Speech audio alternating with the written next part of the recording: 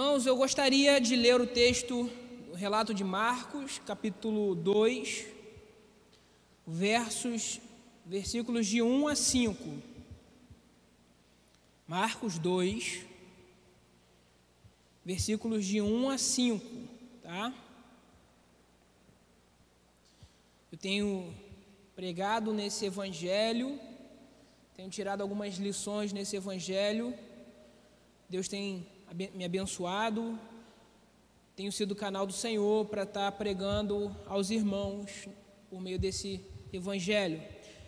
Marcos vai relatar o seguinte: alguns dias depois, Jesus voltou para a cidade de Cafarnaum, e logo se espalhou a notícia que ele estava em casa. Muitas pessoas foram até lá, e ajuntou-se tanta gente que não havia nenhum lugar do lado de fora, perto da porta. Enquanto Jesus estava anunciando a mensagem, trouxeram um paralítico. Ele estava sendo carregado por 4 homens, mas por causa de toda aquela gente, eles não puderam levá-lo até perto de Jesus. Então fizeram um buraco no telhado da casa, e em cima do lugar onde Jesus estava, pela abertura, desceram o doente deitado na sua cama. Jesus viu que eles tinham fé e disse ao paralítico: meu filho, os seus pecados estão perdoados. Irmãos, esse é um texto, é um relato muito conhecido entre nós, muito pregado. O relato de Marcos acerca desse episódio, ele deixa para nós alguns grandes ensinamentos. E esses ensinamentos em várias áreas, por meio de vários personagens no texto. Nós temos aqui os 4 homens, nós temos o paralítico, nós temos a multidão, nós temos o próprio Jesus. Então, muitos ensinamentos nós podemos tirar desse texto, desse relato de Marcos. Mas o que eu quero chamar a sua atenção, e o que me chama a atenção nesse texto, é a fé com que esses homens, esses 4 homens, eles estavam movidos a fim de encarar qualquer obstáculo para fazer com que um necessitado chegue até Cristo. Esse é o ponto que mais me chama a atenção no texto e que eu quero observar com os irmãos nessa noite. E por que a fé desses homens é o que mais me chama a atenção no texto? Porque foi exatamente essa fé, segundo o próprio Jesus, versículo 5, foi exatamente essa fé que chama a atenção de Jesus.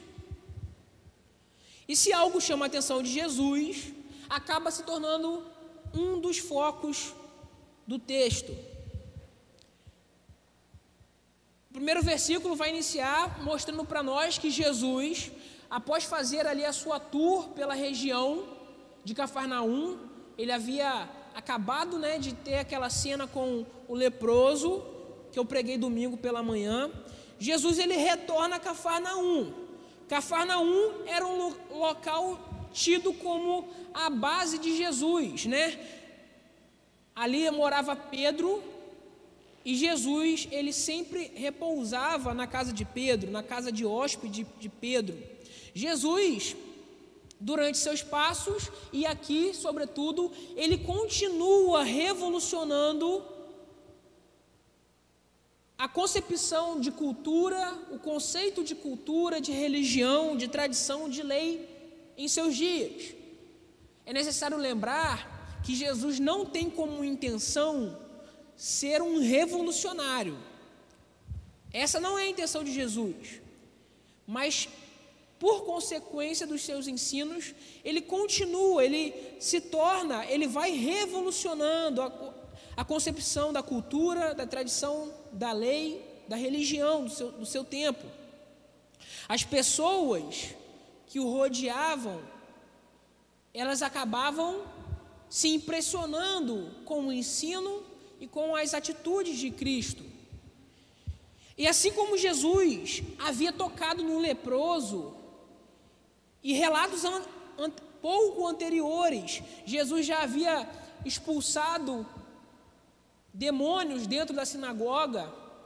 Jesus aqui, nessa passagem, ele causa um outro espanto, que é necessário a gente abordar também nessa introdução. Jesus, nesse texto, ele assume para si, no versículo 5, uma autoridade que nem mesmo a pessoa de mais elevado grau entre os rabinos na época não fariam de jeito algum. Jesus, após assumir essa autoridade, ele estava desafiando todas as categorias religiosas daquele tempo. E qual foi essa atitude, essa autoridade? A autoridade de perdoar pecados. E foi exatamente esse ponto que mais tarde, alguns anos depois, levaria Jesus para a cruz. Eu vou explicar brevemente o porquê de Jesus assumir essa autoridade, era tão escandaloso na época, mas não é nisso que nós vamos nos concentrar hoje. Segundo o judaísmo, irmãos, somente Deus tem o poder de perdoar pecados. Existiam alguns poucos sacerdotes na época que eles podiam, de forma passiva, afirmar em nome de Deus que os pecados das pessoas estavam perdoados. Esses poucos sacerdotes, eles não poderiam assumir para si a posição de perdoar pecados. Eles não poderiam virar para o indivíduo, para a pessoa e falar: eu os perdoo. Eles poderiam dizer: seus pecados estão perdoados. Isso é muito comum hoje na Igreja Católica Romana, em que os sacerdotes católicos, eles assumem essa posição mediante a confissão de dizer: os seus pecados estão perdoados. Naquele tempo isso era comum também, mas assumir a posição de que eu perdoo os seus pecados, isso era tido como blasfêmia, tanto que versículos depois nós vamos ver como os principais religiosos da época, eles se movimentam contra Cristo a partir dessa frase de perdoar pecados. Nós não vamos nos concentrar nesse fato, mas é necessário a gente compreender esse contexto cultural religioso, porque somente assim nós vamos compreender as motivações daqueles homens, do paralítico e da multidão, quando eles estão à procura de Jesus. Como eu comentei no domingo pela manhã, naquele tempo, o indivíduo que estava doente, ele era tido como alvo da ira de Deus. Devido a algum pecado cometido, as pessoas compreendiam de que Deus estava zangado com o doente, e como forma de punição, Deus castigava com alguma doença. Os judeus, eles estabeleciam essa essa relação entre doença e pecado. No domingo pela manhã, não sei se você lembra, eu mencionei a história de Jó. Jó, provavelmente o livro mais antigo da Bíblia, já nos mostra a ideia de que a doença poderia estar relacionada com o pecado, que a miséria humana estava relacionada com o pecado. Os rabinos, naquele tempo de Jesus, eles tinham um ensino que dizia: nenhum enfermo será curado de sua doença até que Deus tenha perdoado todos os seus pecados. Então essa era a compreensão da época. Ser um paralítico era fruto de um pecado cometido ou de um pecado herdado. Essa era a compreensão, né, cultural religiosa da época. Então, nós precisamos compreender de que Jesus assume a autoridade para si, o que era blasfêmia, e que o doente estava doente por uma punição divina, devido a algum pecado cometido ou herdado. Por isso, irmãos, nós vamos, somente assim, após compreender esse contexto, nós vamos perceber que a busca daquele paralítico era primariamente pelo perdão dos seus pecados, porque o perdão dos pecados era compreendido na época que antecedia a cura. Então a busca daquele paralítico era sim ser curado, mas primeiro era ser perdoado, porque somente quando perdoado por algo que ele fez ou que seus pais fizeram,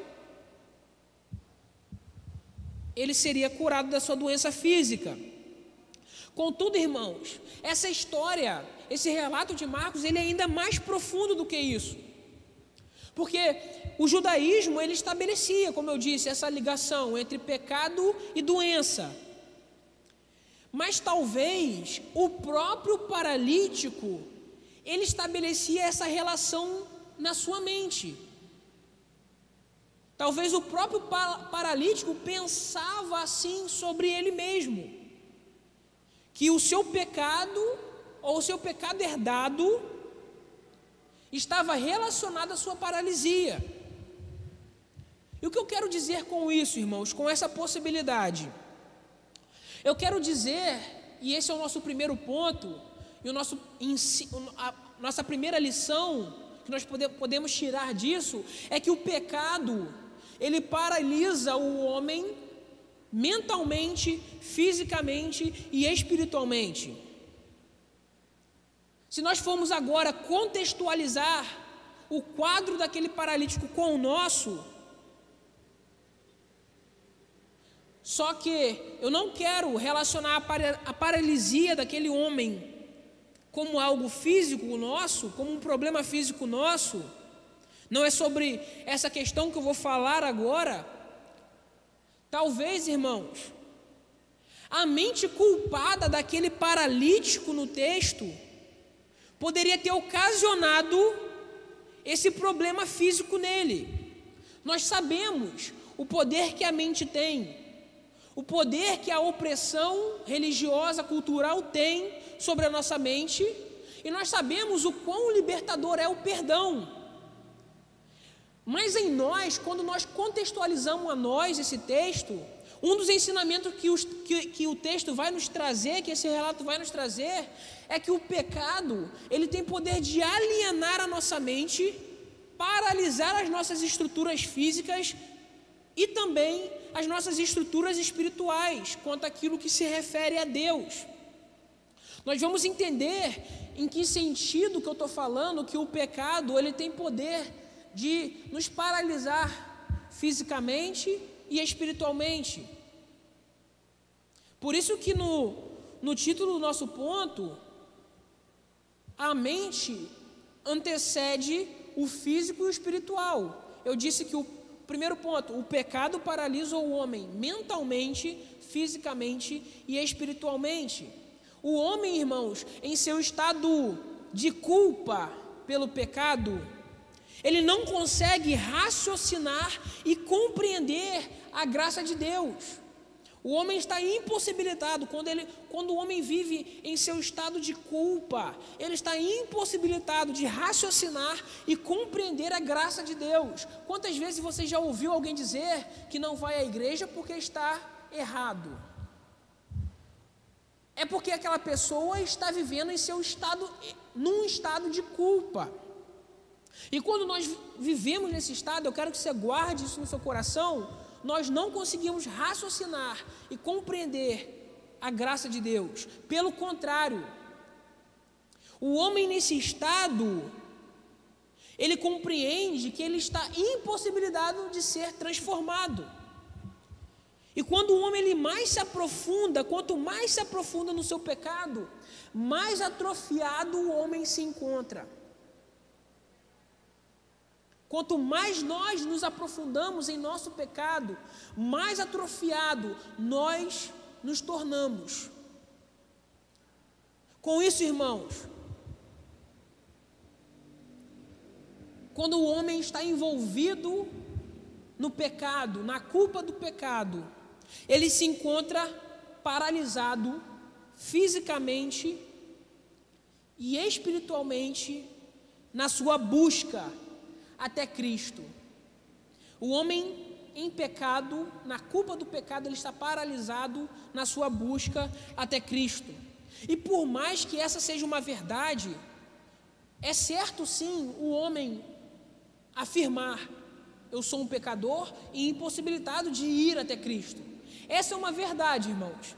Não estou pregando contra isso. Essa é uma verdade que nós precisamos guardar em nosso coração. O homem em seu estado de pecado, ele está impossibilitado de ir até Cristo. Realmente, ele está paralisado, ele está atrofiado. Mas o Evangelho não é só isso. O Evangelho não termina nessa verdade. Existe uma outra parte dessa verdade. Esse é o nosso quadro. Essa é a realidade do nosso quadro quando nós estamos afastados de Jesus. Sem Cristo, nós estamos alienados pelo pecado, nós não temos forças, não temos capacidades, não temos motivações para buscar a Deus. E o resultado disso tudo, com certeza, é a morte espiritual. Mas aí que entra o outro lado dessa verdade, e aí que entra a fé daqueles homens que mencionei na introdução, daqueles 4 homens. E é nesse ponto, irmãos, que o quadro de paralisia daquele homem muda de forma milagrosa e graciosa. Assim como o nosso quadro em nosso estado de pecado muda. Que é o nosso segundo ponto. Que a fé em Jesus, ela nos leva a servir pessoas paralisadas mentalmente, fisicamente e espiritualmente. A fé em Jesus, ela nos move nesse sentido. Nós poderíamos aqui, irmãos, listar vários problemas e dificuldades que poderiam ser colocados como obstáculos para que aqueles homens não tomassem essa atitude de se mobilizar até o paralítico, a fim de que ele chegue até Jesus. Nós poderíamos listar a multidão que impossibilitava, a falta de logística. Existem inúmeras dificuldades. Eles poderiam ter desistido de se esforçar para que esse paralítico, que talvez não tinha relação nenhuma com nenhum familiar, eles poderiam ter desistido de se esforçar para fazer com que ele pudesse ser abençoado por Jesus. Eles poderiam ter desistido. Geralmente nós nos importamos com as pessoas que amamos. Geralmente o nosso amor, a nossa ajuda, a nossa empatia, ela está limitada ao nosso círculo de amizade, ela está limitada com as pessoas na qual nós nos relacionamos. Ou eu estou errado, né? Geralmente nós nos limitamos a essas pessoas. Quem nunca se colocou nessa posição? Quem nunca usou de uma desculpa de estar cansado, de estar ocupado? Quem nunca usou uma desculpa de estar sem recurso para não se esforçar em ajudar alguém, tanto em algo material como em algo espiritual? Aqueles homens, irmãos, eles poderiam perceber que aquele paralítico, ele era um miserável, e que aquele paralítico, ele estava destinado a morrer nesse quadro. Eles poderiam achar que aquele paralítico estava colhendo aquilo que ele plantou, porque esse era o pensamento da época. Contudo, irmãos, aqueles homens, eles tiveram a sensibilidade e a empatia de compreender que o homem culpado pelo pecado, ele não tem capacidades por si mesmo de chegar até Jesus. Esse foi o primeiro ponto, o primeiro entendimento daqueles 4 homens. Que aquele paralítico não tinha capacidade de chegar até Jesus. Aqueles homens também compreendiam que somente Jesus poderia dar fim ao seu sofrimento. Eles creram nessa verdade. Eles acreditaram que Jesus era a solução para aquele paralítico, para aquele necessitado. E essa fé, essa crença desses homens, os levaram a uma ação. O paralítico, irmãos, ele não poderia agir por si só. Ele não poderia se mover. Os seus músculos, eles eram fracos. A sua coluna provavelmente estava defeituosa, paralisada. Aquele homem, ele necessitava de ser carregado. Mas isso poderia ser compreendido como um fardo para quem o carregasse. Até porque, como eu disse, o que se achava era que, se ele estava doente, é porque ele tinha culpa no cartório. Da mesma forma, irmãos, há muitas pessoas necessitadas e que precisam de ser carregadas até Cristo. Contudo, irmãos, assumir essas pessoas pode ser compreendido por nós como um fardo. E nós corremos o risco de rejeitá-las, acreditando que elas têm culpa pelas suas necessidades. Isso pode acontecer com um de nós. Contudo, irmãos, o Evangelho de Cristo, ele nos orienta da forma inversa à nossa concepção. Ele nos orienta na forma inversa do nosso julgamento, da nossa cultura, da cultura dos dias de Jesus. Quando cremos, irmãos, que Jesus, ele é a solução para os pecados, e consequentemente Jesus é a solução para qualquer alienação da mente, para qualquer problema físico e espiritual. Quando nós cremos em Jesus dessa forma, nós somos movidos por uma fé que nos leva a servir os necessitados. Crer em Cristo, irmãos, nos leva a ter uma sensibilidade de identificar a necessidade do outro e agir para saná-las. Não existe, irmãos, fé morta. Não existe fé sem propósito. A fé, ela é autenticada por aquilo que eu faço ou por aquilo que eu deixo de fazer. A fé, ela não fica no campo das ideias. A fé, ela não fica no campo das teorias. A fé, ela é autenticada por aquilo que eu por aquilo que eu faço e por aquilo que eu deixo de fazer. Sempre, irmãos, sempre uma fé verdadeira será posta em prova em algum momento de suas vidas. Em algum momento de sua vida, a sua fé, a minha fé, a nossa fé será posta em prova. E a nossa passividade ou a nossa atitude em relação à nossa fé irá testificar em quem cremos e na forma com que cremos. É necessário a gente compreender essa matemática da fé e da vida cristã. A nossa fé, em algum momento, será posta em prova. Você deverá pôr em prova a sua fé, em prática a sua fé. Nós iremos, em algum momento, pôr em prática a nossa fé. E a atitude que nós temos a essa necessidade de pôr em prática a fé vai testificar em quem nós cremos e na forma com que nós cremos. Por isso, irmãos, que a nossa fé, ela precisa ser coerente.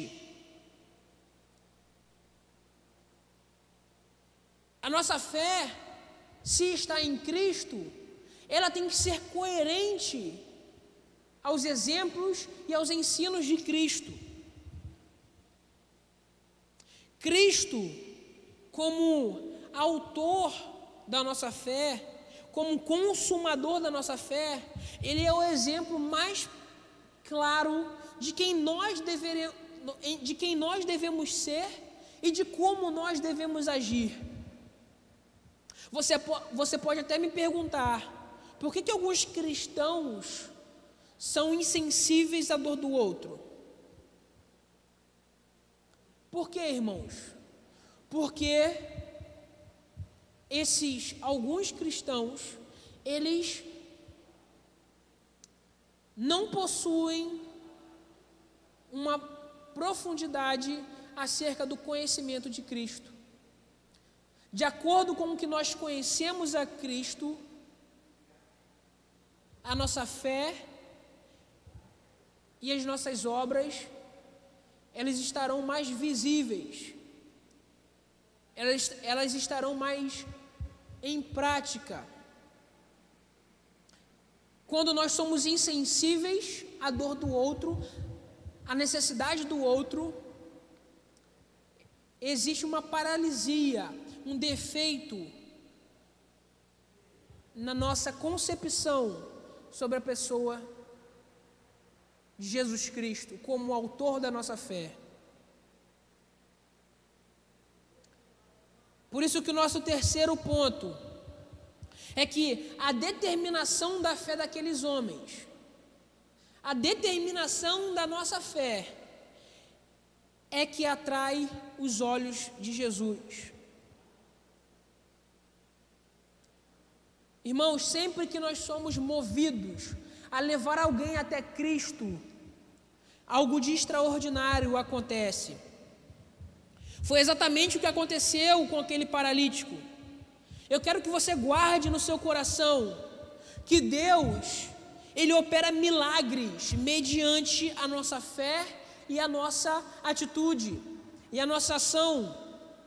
Logicamente, irmãos, que a fonte dessa fé e a fonte dessa ação é o próprio Deus. A Bíblia vai dizer que a fé, ela vem pelo ouvir e ouvir a palavra de Deus. Ou seja, até mesmo a fé, até mesmo a nossa atitude, ela é gerada primeiro pelo próprio Deus, na medida que o conhecemos.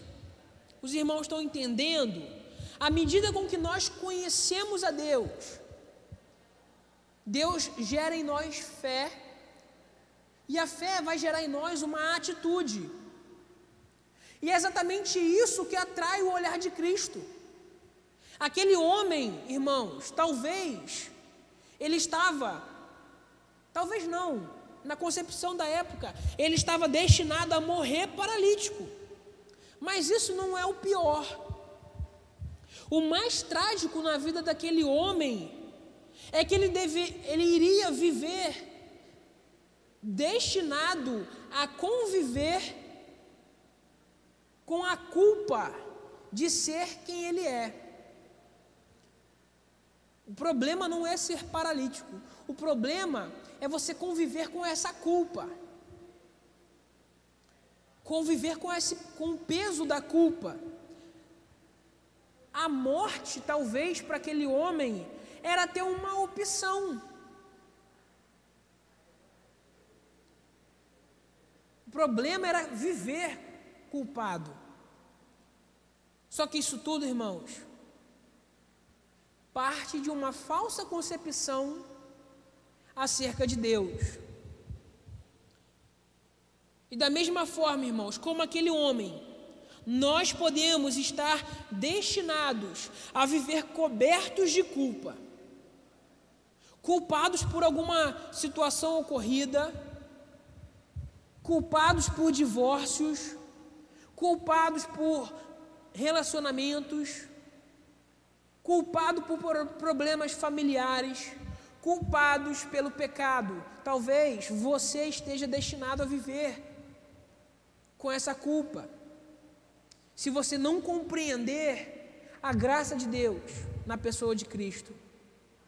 A culpa, irmãos, ela tem esse poder de adoecer a nossa alma e de sentenciar a nossa vida.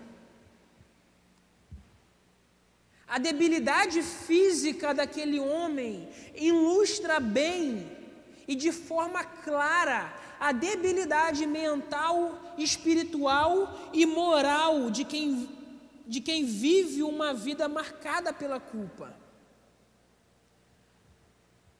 Quantos hoje, irmãos, quantos hoje enxergam a morte como solução para suas culpas que carregam? Quantas pessoas hoje, por causa da culpa, têm tirado as suas próprias vidas? Contudo, irmãos, o Evangelho quer nos apresentar um outro caminho. Vejam só a determinação da fé daqueles 4 homens em levar um necessitado até Jesus, enfrentando todo e qualquer obstáculo. Veja como esses homens são determinados. E é exatamente a determinação dessa fé que atrai os olhos de Cristo.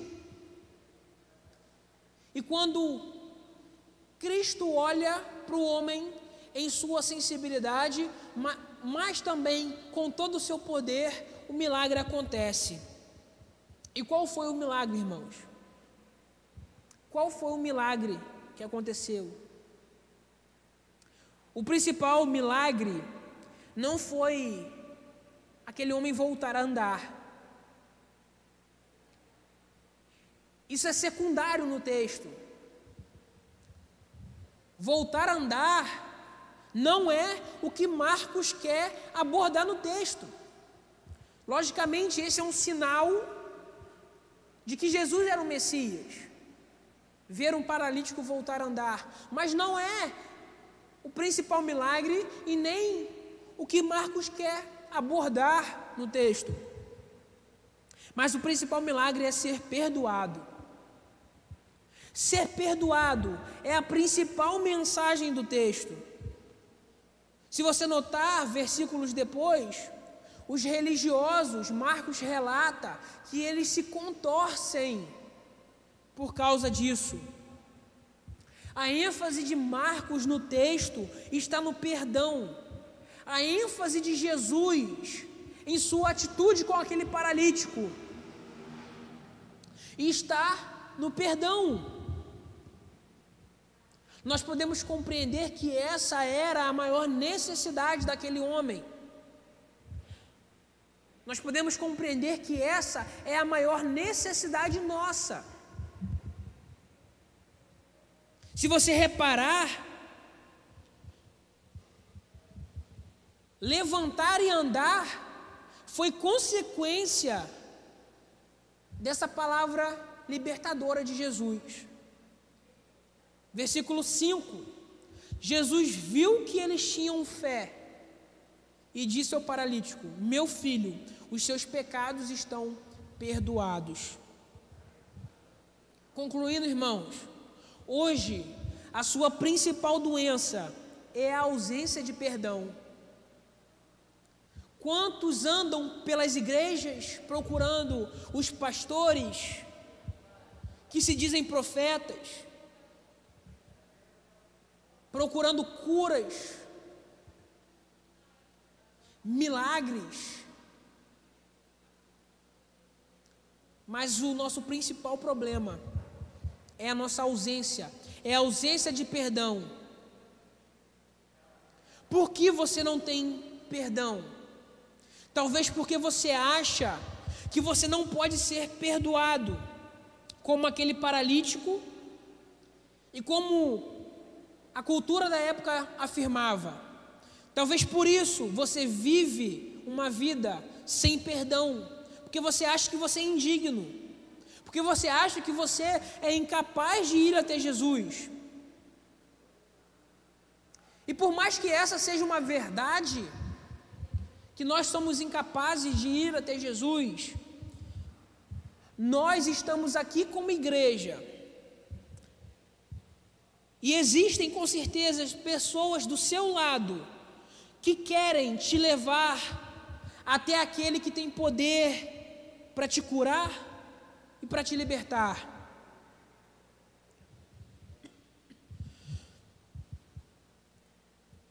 Por isso eu quero que você guarde no seu coração que o que antecede a cura é o perdão. Por isso eu quero que você hoje busque o perdão de Deus.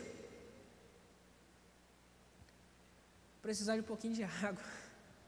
Chega, está saindo lágrima no olho. Irmãos, as coisas ruins que acontecem na sua vida, na minha vida, elas não são ocasionadas por Deus. Elas não são ocasionadas por Deus como se Deus estivesse nos castigando. Elas são ocasionadas pelo nosso pecado e pelo pecado que existe no homem e no mundo. Deus não está nos castigando por causa das dificuldades que existem no mundo. Elas são ocasionadas pelo pecado do homem. O pecado do homem, ele pode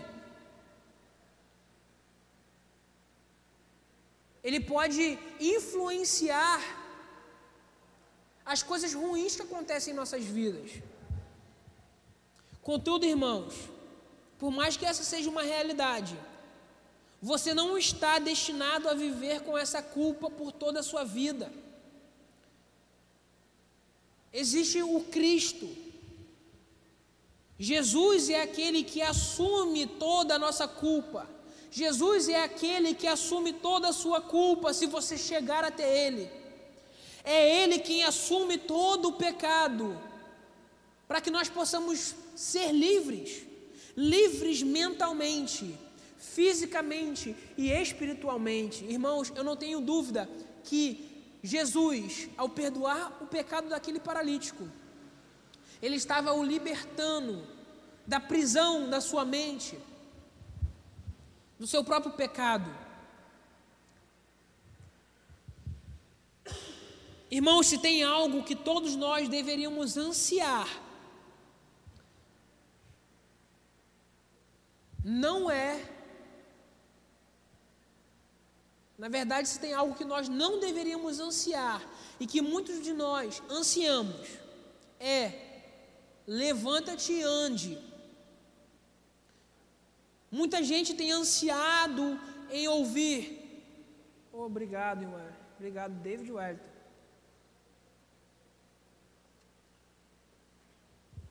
Muita gente tem ansiado a ouvir: tome esse carro e ande. Tome essa faculdade. Mas aquilo que nós devemos ansiar é ouvir: filho, seus pecados estão perdoados. Essa frase, ela é tão libertadora, irmãos, que a vida e a morte, elas ganham novos sentidos. E aquilo que Deus há de ter reservado para você, aquilo que Deus há de ter reservado para mim, se torna consolador. Quando nós ouvimos de Deus, de Cristo, essa frase: filho, o seu pecado está perdoado. Tudo o que acontece em nossa vida, em qualquer circunstância, nós estamos consolados, nós estamos em paz. Independente se é do nosso agrado ou não, estamos satisfeitos, porque estamos escondidos nele, seguros nele. Se tem algo, irmãos, que deveríamos ansiar, é ouvir essa frase libertadora de Jesus: Filho, os seus pecados estão perdoados. Essa é a maior necessidade do homem. Por isso, irmãos, seja levado até Cristo. Sozinho, você não tem forças suficientes para isso. Aquele paralítico, ele chegou até aquela casa, provavelmente a casa de Pedro. Ele chegou em sua cama e carregado pelas pessoas, por 4 homens. Mas ao encontrar Cristo, aquele homem agora, ele segura sua cama e ele sai carregando. Olha que maravilhoso. Esse, irmãos, é o resultado de quem é alcançado por Jesus. Nós podemos chegar paralisados até Ele, necessitados, acamados, mas quando nós temos esse encontro com Ele, um encontro verdadeiro, sincero, o resultado é que a cama que nos prendia não nos prende mais. A culpa que nos mantinha cativos não nos mantém mais. Se você é crente em Jesus,